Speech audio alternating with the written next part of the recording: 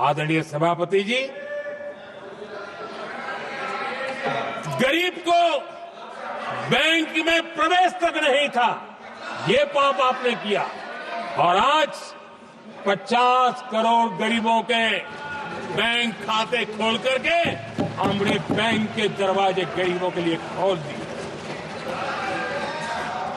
इतना ही नहीं, ये एक प्रधानमंत्री कहते थे कि दिल्ली से 1 रुपया निकलता है तो 15 पैसा पहुंचता है, लेकिन उपाय उनको आता नहीं था। उपाय हमने दिखाया। आज दिल्ली से 1 रुपया निकलता है, 100 के 100 पैसे गरीब के खाते में जमा होते हैं। क्यों? हमने बैंक का सही इस्तेमाल क्या करना, बैंक का सही उपयोग क्या करना। माननीय सदस्य मोबाइल नहीं देखें। आदरणीय सभापति जी, बिना गारंटी के ऋण देश के अंदर जिन लोगों को बैंक के दरवाजे तक जाने की इजाजत नहीं थी, आज स्थापित सरकार का संविधान के प्रति जो समर्पण है ना, आज बिना गारंटी वो बैंक से लोन ले सकता है। ये ताकत हमने गरीब को दी है। आदरणीय सभापति जी, गरीबी हटाओ का जुमला इसी के कारण जुमला बनकर के रह गया। गरीब को इस मुश्किल से मुक्ति मिले, ये हमारा बहुत बड़ा मिशन है और ये हमारा संकल्प है, और हम इसके लिए दिन रात एक कर रहे हैं। जिनको कोई नहीं पूछता, इनको मोदी पूजता है। आदरणीय सभापति जी, दिव्यांगजन हर दिन संघर्ष करता हमारा दिव्यांगजन। अब जाकर के हमारे दिव्यांग को फ्रेंडली इंफ्रास्ट्रक्चर मिले, उसकी व्हीलचेयर आगे तक जाए, ट्रेन के डिब्बे तक जाए। ये व्यवस्था दिव्यांगजन के लिए करने का हमारे दिल में तब आया क्योंकि समाज के दबले कुचले वंचित लोगों की चिंता करना हमारे मन में था, तब हुआ। आदरणीय सभापति जी, आप मुझे बताइए, एक तो भाषा के नाम पर झगड़ा करना तो सिखा दिया आपने, लेकिन मेरे दिव्यांगजनों के साथ कितना अन्याय किया। जो हमारे यहां साइनेज लैंग्वेज जो है, साइन लैंग्वेज की जो व्यवस्था है, खास करके मूक बधिर के लिए, अब दुर्भाग्य ऐसा देश का कि असम में जो भाषा सिखाई जाए, उत्तर प्रदेश में दूसरी सिखाई जाए, उत्तर प्रदेश में सिखाई जाए, महाराष्ट्र में तीसरी सिखाई जाए। हमारे दिव्यांगजनों के लिए एक साइन लैंग्वेज का होना बहुत जरूरी था। आजादी के 7 दशक बाद भी उनको उन दिव्यांगजनों की याद नहीं आई। एक कॉमन साइन लैंग्वेज बनाने का काम हमने किया, जो आज देश के मेरे सभी दिव्यांग भाई बहनों के लिए काम आ रही है।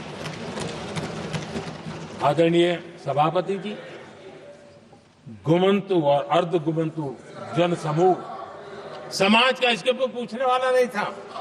उनके कल्याण के लिए वेलफेयर बोर्ड बनाने का काम हमने किया, क्योंकि संविधान की प्राथमिकता है लोग, हमें उसको दर्जा देने का काम किया है।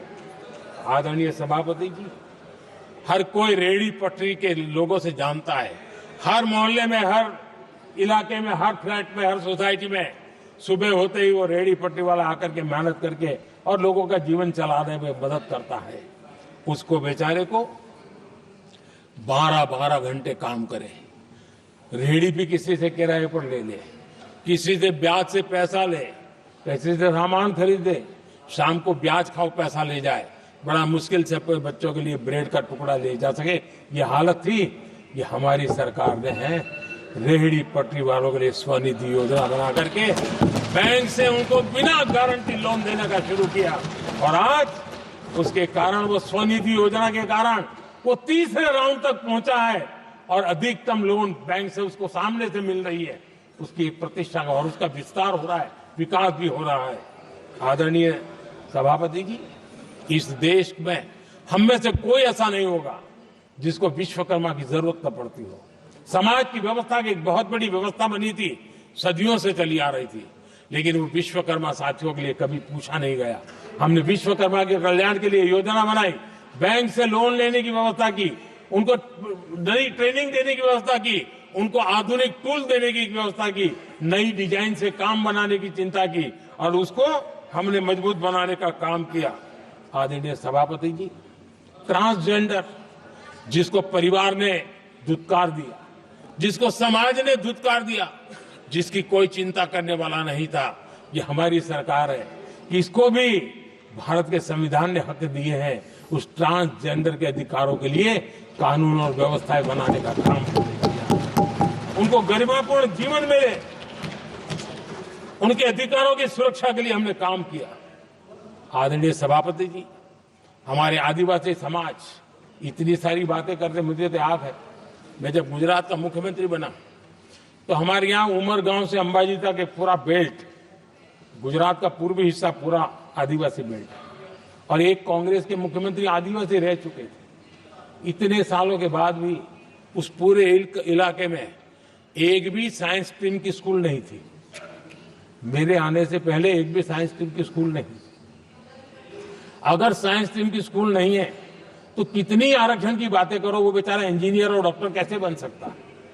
ये मैंने उस इलाके में काम किया और वहां साइंस स्ट्रीम की स्कूलें, अब तो वहां यूनिवर्सिटीज बन गई है। लेकिन यानी राजनीति की चर्चा करना, संविधान के अनुरूप काम न करना, ये जिनकी सत्ता भूख है ना, उसका हमने आदिवासी समाज में भी जो अति पिछड़े लोग हैं, और मैं राष्ट्रपति जी का आभार व्यक्त करता हूं, उन्होंने मेरा काफी मार्गदर्शन किया।